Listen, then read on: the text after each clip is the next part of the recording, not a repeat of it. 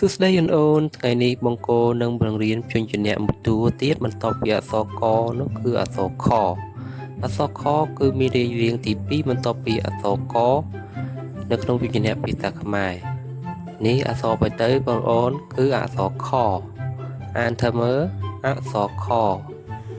អក្សរខគឺសត្វខ្លា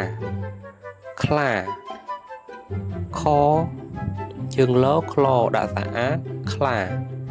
អានថាខ្លានេះខ្លាឃ្មុំជាមួយនឹងសត្វខ្លាកំពុងតែបង្រៀនក្បាច់គុណគ្នាបងធ្លាប់មើលរឿងកុងហ្វូផេណាទេស្គាល់ខ្លាឃ្មុំនេះទេនេះគឺជាសត្វខ្លាកំពុងតែញ៉ាំទឹក